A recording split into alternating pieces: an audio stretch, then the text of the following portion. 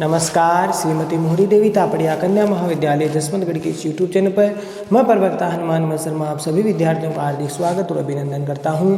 प्यारे विद्यार्थियों, बीए द्वितीय वर्ष की कक्षा में हिंदी साहित्य विषय के अंतर्गत साहित्यिक निबंध व नाटक जो आपका द्वितीय प्रश्न पत्र है, इसमें निबंध संग्रह पुस्तक से निबंधों के पाठों की विवेचना की जा रही है। प्यारे विद्यार्थियों, निबंध संग्रह पुस्तक से निबंध पाठों के जो गद्यांश है, जो महत्वपूर्ण परीक्षा उपयोग की दृष्टि से उन्हीं गद्यांशों को मैं ले रहा हूँ। तो उन गद्यांशों की व्याख्या की जा रही है। पाठ 4 निबंध भारत एक है और इसके निबंधकार है रामधारी सिंह दिनकर जी। तो इनके गद्यांश हम पहले भी विगत वीडियो में पढ़ चुके हैं। आज हम पढ़ते हैं इनका आगे का गद्यांश। देखिए, इस पाठ में भारत एक है निबंध से देश के सभी कोनों में बसने वाले, ये जो गद्यांश है वो पृष्ठ संख्या आपके 58 पर है। प्यारे विद्यार्थियों, 58 नंबर पृष्ठ पर ये ऊपर से ये बीच में है, ये बीच वाले में है, यह लिखा हुआ है ना कि और जो बात हिंदुओं के बारे में कही जा रही है वहीं बहुत दूर तक मुसलमानों के बारे में भी कही जा सकती है। देश के सभी कोनों, यहाँ से ही है कि देश के सभी कोनों में बसने वाले मुसलमानों के भीतर जहाँ एक धर्म को लेकर एक तरह की आपसी एकता है, देश में जो सभी कोनों में बसने वाले जो मुसलमान हैं उनके भीतर जहाँ एक धर्म को लेकर एक तरह का आपसी एकता है, वहाँ वे संस्कृति की दृष्टि से हिंदुओं के भी बहुत करीब है।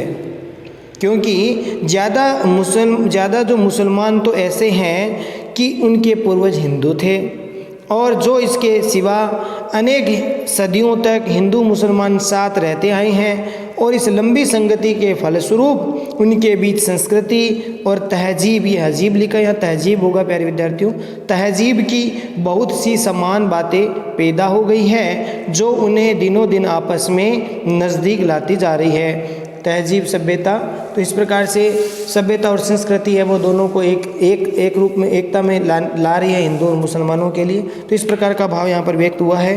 देखिए, प्रसंग में आपको लिखना है प्रस्तुत अवतरण प्रस्तुत अवतरण रामधारी सिंह दिनकर जी की रचना भारत एक शीर्षक निबंध से लिया गया है और इसमें लेखक ने हिंदू मुस्लिम जो एकता है उसका प्रतिपादन है वो इस निबंध में किया है, इस गद्यांश में किया है। देखिए, लेखक कह रहा है कि देश के सभी कोनों में बसने वाले मुसलमानों के भीतर जहाँ एक धर्म को लेकर के एक तरह की आपसी एकता है, उसी प्रकार से वे संस्कृति की दृष्टि से हिंदुओं में भी वे काफ़ी बहुत करीब हैं। तो ये बात यह कहना चाहते हैं लेखक रामधारी सिंह दिनकर जी कि लेखक का कहना है कि भारत में जो बात इससे ऊपर वाली पंक्तियों में आया है कि जो बात हिंदुओं में के लिए कही जा रही है वहीं कुछ सीमा तक मुसलमानों के लिए भी कही जा सकती है। क्योंकि धार्मिक विश्वास के कारण, धार्मिक आस्था और विश्वास के कारण सभी हिंदू एक है, उसी प्रकार से धार्मिक विश्वास और आचरण के अनुसार भारत के सभी कोनों में बसने वाले मुसलमानों का भी क्या है, एकता है। मुसलमान है सब एक है। इस प्रकार का बात यहाँ पर बात कही है। जिस प्रकार से धार्मिक विश्वास के कारण हिंदू एक है, उसी प्रकार से धार्मिक आचरण और विश्वास के आधार पर भारत के सभी कोनों में बसने वाले जो मुसलमान है वो भी एक है, उनमें आपसी एकता है। लेकिन ये बात लिखा है कि वहाँ वे संस्कृति की दृष्टि से हिंदुओं के बहुत करीब है, क्योंकि ज़्यादा मुसलमान तो ऐसे हैं जिनके पूर्वज हिंदू है। यहाँ पर ये बात रामधारी सिंह दिनकर जी कहते हैं कि इस कारण से दोनों एक है कि यहाँ की संस्कृति की दृष्टि से अगर बात की जाए तो संस्कृति की दृष्टि से यहाँ के मुसलमान हिंदुओं के काफ़ी निकट है, बहुत पास है। क्यों? क्योंकि इन दोनों में काफ़ी एकता है, समानता मिलती है देखने को। ये कारण क्यों है? क्योंकि इसका मूल कारण यह है कि यहाँ के ज़्यादातर मुसलमान थे, उनके पूर्वज है वो हिंदू रहे हैं और धर्म परिवर्तन के बाद वो मुसलमान बने हैं। फलस्वरूप क्योंकि ऐसे भारी आक्रांत आए और उन्होंने यहाँ के हिंदुओं को ज़बरदस्ती मुसलमान बना दिया, तो इस प्रकार से वो धर्म परिवर्तन के कारण मुसलमान बने थे, लेकिन उनके पूर्वज हिंदू ही थे और धर्म परिवर्तन के बाद में मुसलमान बने थे।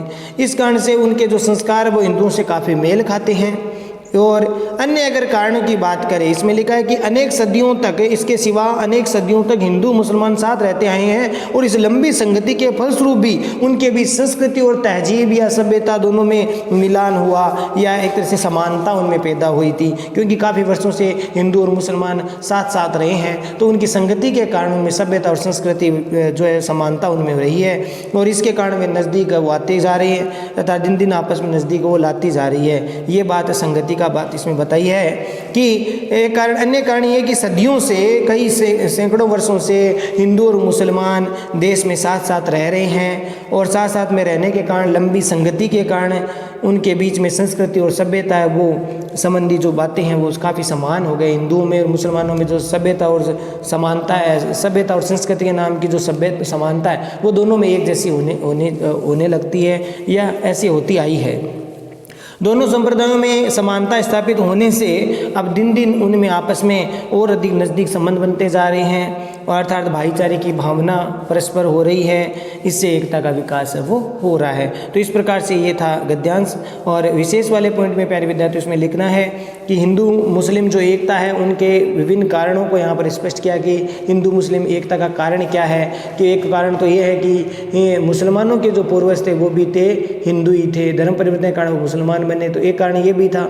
दूसरा कारण ये कि हिंदू और मुसलमान दोनों लंबे समय से, सदियों से, सैकड़ों सालों से एक दूसरे के निकट रहे हैं, तो उनकी संगति के कारण भी दोनों में एकता या समानता है वो स्थापित हुई थी। तो इस प्रकार से हिंदू और मुसलमानों की जो एकता है उसके कारणों को यहाँ पर स्पष्ट किया गया है। सांस्कृतिक दृष्टि से दोनों संप्रदाय परस्पर नज़दीक बता करके एक तरह से यहाँ पर ऐतिहासिक जो सत्य है उसका उद्घाटन किया। सांस्कृतिक दृष्टि से हिंदू और मुसलमान दोनों काफ़ी नज़दीक है सभ्यता और संस्कृति में, तो दोनों संप्रदायों की नज़दीकता बताकर यहाँ पर ऐतिहासिक सत्य को उद्घाटित किया गया है। खड़ी बोली के साथ यहाँ पर उर्दू शब्दों का भी प्रयोग किया गया है, साथ ही विवेचनात्मक और विचारात्मक शैली का प्रयोग इसमें किया गया है। यहाँ पर शैली कौन सी है प्यारे विद्यार्थियों?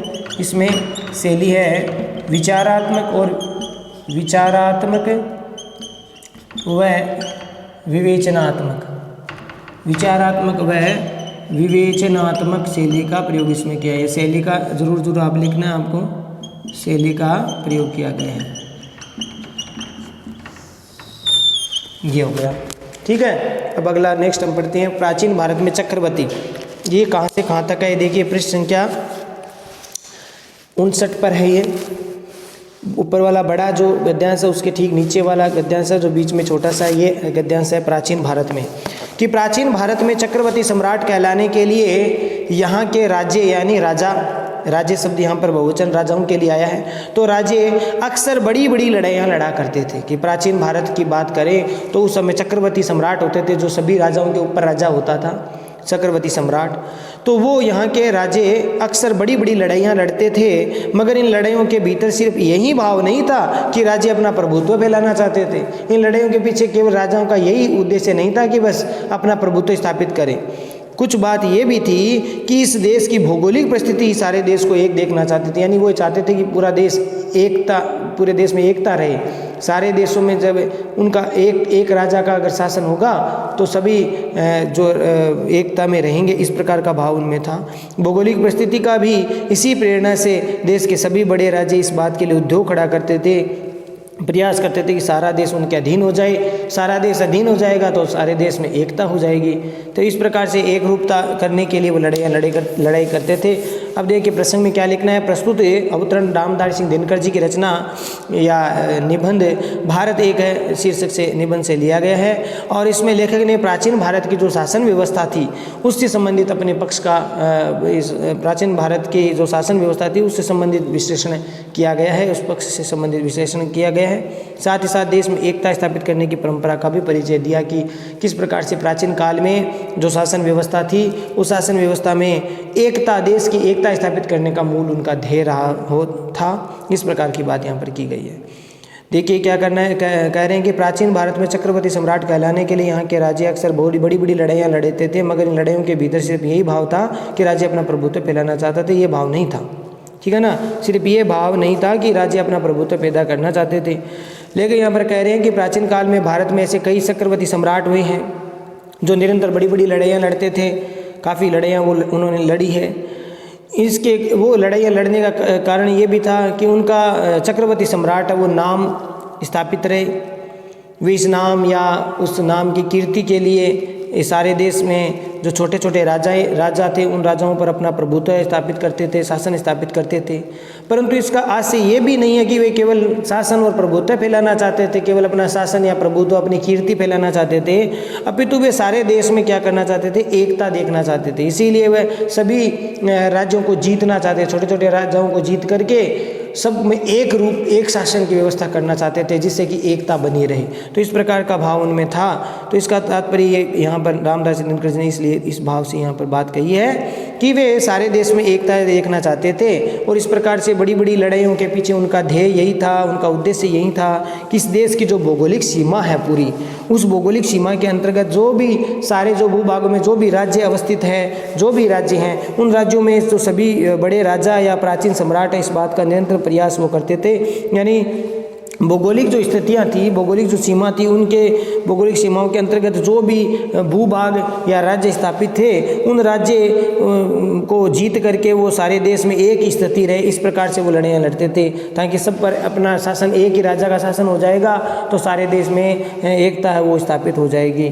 इस प्रकार भारत की जो भौगोलिक परिस्थिति से प्रेरणा लेकर के सभी बड़े जो राजा थे या प्राचीन जो सम्राट थे, इस बात का निरंतर उद्योग करते थे, प्रयास करते थे, परिश्रम करते थे कि सारा देश में उनके शासन में अखंड जो एकता है, अखंड रहे, एक रहे, पूरा देश है वो अखंड रहे, टूटे नहीं। इस प्रकार का भाव चक्रवर्ती सम्राटों का हुआ करता था कि ताकि सब देश में एक ही शासन रहे, एक शासन रहेगा तो एकता रहेगी, शांति रहेगी, इस प्रकार का भाव था। इस तरह की भावना से उस समय भारत की एकता की परिचायक रही है। इससे हमें पता चलता है कि उस समय के जो चक्रवर्ती सम्राट थे वो संपूर्ण भारत में जहाँ अपना एक शासन स्थापित करके पूरे भारत में एकता स्थापित करना चाहते थे, एक ही सांस्कृतिक एकता, एक ही सभ्यता स्थापित करने का उनका मुख्य उद्देश्य था। लड़ाई लड़ करके अपने नाम का, अपने प्रभुत्व का नाम वो नहीं चाहते थे। इसके पीछे एक भाव ये भी था कि वो पूरे राष्ट्र में, पूरे देश में अगर अपना ही शासन स्थापित कर लेंगे तो फिर उससे शासन, देश की एकता है, सांस्कृतिक एकता हो, चाहे सभ्यता हो, वो सब एक सी रहेगी, एक समान रहेगी। इस प्रकार का परिचय, एकता का परिचय रहेगी, इस प्रकार का भाव था।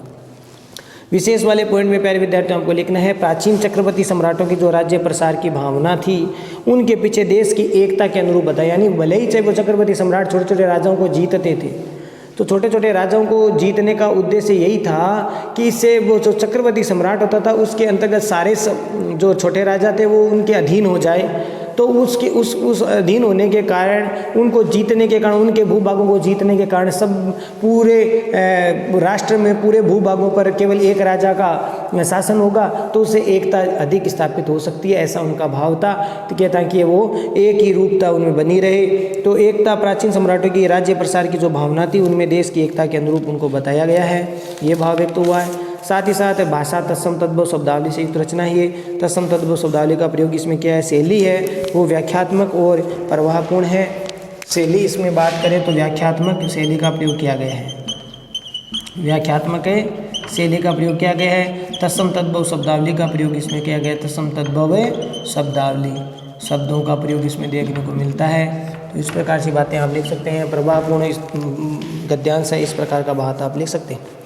अगला देखिए, असली बात, ये कहाँ से कहाँ तक है, ये अंतिम में पाठ का अंतिम जो भाग है वो है यहाँ का, यहाँ पृष्ठ संख्या 60 पर ये गद्यांश निबंध पूर्ण हो रहा है। यहाँ पर है असली बात, ये है असली बात। यहाँ पर देखिए, असली बात ये है कि भारत के भूगोल के खिलाफ की बात है। ये असली बात ये है, क्षमा करना दोबारा से पढ़ा रहा हूँ मैं। असली बात ये है कि जैसे दुनिया के और भी कई देश दुनिया से अलग और अपने आप में पूर्ण हैं। असली बात यह है कि दुनिया में और भी कई देश हैं और उनमें वो विविधता है, अलग है वो, फिर भी वो अपने आप में क्या है, पूर्ण है। वैसे ही प्रकृति ने भारतवर्ष को एक स्वतंत्र देश के रूप में सिरजा है, अर्थात रचना की है, निर्माण किया है, जो दुनिया से अलग और अपने आप में पूर्ण है और जिसके भीतर बसने वाले सब लोग क्या है, भारतीय है, सब के सब भारतीय है। तो प्रकृति ने भी एक रूपता यहाँ पर बखान की है इस भारत के लिए। भले ही चाहे पूरा भारत प्रकृति की दृष्टि से अलग अलग हो, लेकिन फिर भी भारत एक है। यहाँ रहने वाले सब क्या है, भारतीय हैं, एक है और एक होने के नाते सब भारतीय हैं। यहाँ के बसने वाले नागरिक भारतीय, ये बात इसमें कहना चाहते हैं। प्रसंग में क्या लिखोगे, वो प्रस्तुत प्रसंग रामदास दिनकर जी के द्वारा रचित भारत एक निबंध शीर्षक से अवतरित है। और यहाँ पर लेखक ये प्रमाणित करना चाहता है, ये बताना चाहता है कि भले ही चाहे सारी दुनिया में विभिन्नता हो, पूरे सभी जिस प्रकार से देशों में विभिन्नता होती है, फिर भी वे अपने आप में पूर्ण माने जा रहे हैं। माने जाते हैं, वैसे भी भारत भी अपने आप में पूर्ण है, अलग देश है, ये कहना चाहते हैं। और ये जो प्यारे विद्यार्थियों, ये भारत एक है, वो इनका गवेषणात्मक ग्रंथ है, संस्कृति के 4 अध्याय इससे लिया गया, ध्यान रखना, संस्कृति के 4 अध्याय से ये निबंध है वो लिया गया है। दिनकर जी यहाँ पर बता रहे हैं कि ऐसा कोई देश नहीं है जहाँ विविधता नहीं हो, सब जगह विविधता है, सब देश अलग अलग उनमें विभिन्नताएं देखने को मिलती है। विविधताएं भारत में भी बहुत है, ये आप देखते ही हैं, अलग अलग राज्य हैं, अलग अलग बोली, अलग अलग वेशभूषा, अलग अलग खान पान, सब अलग अलग है, आपके भौगोलिक स्थितियाँ सबकी अलग अलग है। तो इस प्रकार से विविधताओं में जो एकता छिपा भाव यहाँ पर रहा है, वह भारत की अपनी अलग पहचान है। भले ही सब विविध है, विविधता लिए हुए हैं, अलग अलग राज्य हैं, अलग अलग बोलियाँ, अलग अलग भाषा, अलग अलग खान पान, पहनावा, सब अलग अलग है भारत की, फिर भी एक है। ये क्या है? ये विविधता में एकता का भाव यहाँ पर छुपा हुआ है और वह भारत की अलग पहचान है। यूँ तो सभी अपने अपने देश है वो अपने आप को विशिष्ट मानते हैं, विशेष मानते हैं, मानना भी चाहिए, क्योंकि प्रत्येक देश की अपनी अपनी पहचान होती है, तो मानना भी चाहिए। किंतु भारत की जो विशिष्टता है, विशेषता है, वो उसकी अलग स्वतंत्र पहचान है, ठीक है ना। वो पहचान स्वतंत्र महत्व लिए हुए हैं। और लेखक ने यहाँ पर स्पष्ट किया है कि जिस प्रकार से प्यारे विद्यार्थियों विश्व के जो जितने भी देश हैं और भी देश हैं वो अलग हैं, जिस प्रकार विश्व के और भी जो देश हैं वो अलग हैं, फिर भी वह अपने आप को वो पूर्ण मानते हैं। अपने आप को क्या मानते हैं? सभी देश पूर्ण मानते हैं, अलग भी हैं। लेकिन भारत भी सबसे अलग भले ही हो, किंतु उनकी पूर्णता में भी कोई संदेह नहीं किया जा सकता। लेकिन ये भी स्पष्ट कर रहा है यहाँ पर कि प्रकृति ने भारत को स्वतंत्र और विशेष देश है वो माना है। प्रकृति ने यहाँ पर भारत को स्वतंत्र और विशेष देश के रूप में माना है, और विशेष होकर के भी विविधतापूर्ण है। विशेष भी है तो साथ ही साथ भारत में विविधताएं भी बहुत है, तो विशेष होकर के विविधतापूर्ण है और अपने आप में ये पूर्ण है। कहने का तात्पर्य है कि भारत की जो विशेषता है वो भले ही कितनी ही हो, विभिन्नताएं कितनी भी हो, विशेषताएं कितनी अलग हो, भिन्न हो, इनकी भिन्नता भी चाहे अनेक हो, इसके बावजूद भी उनमें भावात्मक एकता है वो रहती है। इसके बावजूद भी इन्हें सब में उसमें एक भावात्मक एकता है, और ये भावात्मक एकता अन्य देशों से अलग प्रकार की एकता है। भारत की विशेषता क्यों अलग है अन्य देशों से?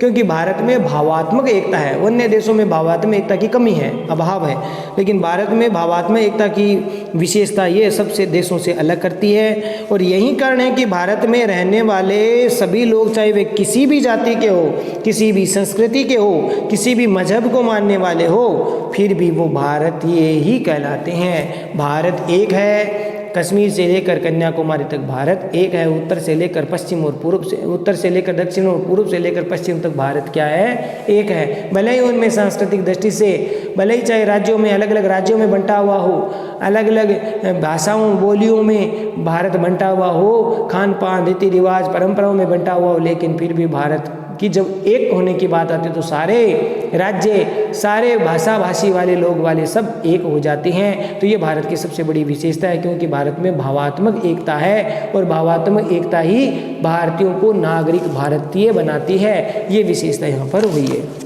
तो ये प्यारे विद्यार्थियों, ये था गद्यांश और ये पूर्ण पाठ हुआ। विशेष वाले पॉइंट में आपको लिखना है। इस अंश में दिनकर जी ने भारत की विशिष्टता का और स्वतंत्रता के अलग रूप से रेखांकित किया है।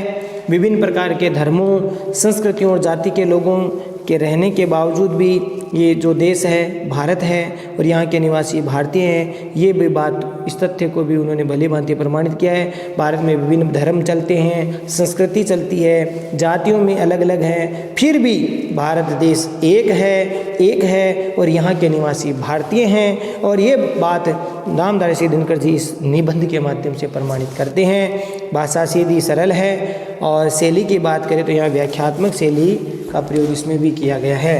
व्याख्यात्मक शैली का प्रयोग इसमें किया गया है प्यारे विद्यार्थियों।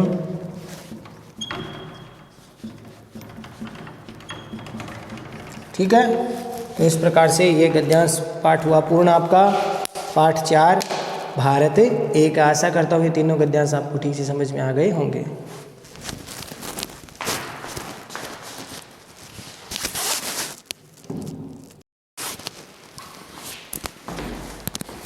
तो प्यारे विद्यार्थियों, आज के लिए बस इतना ही। और अब ये जो आपके आज का जो पाठ है भारत एक है, ये पूर्ण हुआ। इनके सारे गद्यांशों को आप ठीक प्रकार से पढ़ेंगे, समझेंगे और नोट्स बनाएंगे। चैनल को लाइक, शेयर और सब्सक्राइब करना ना भूलें। जय भारत, जय हिंदी। धन्यवाद विद्यार्थियों। पढ़ते रहिए, अध्ययन करते रहिए।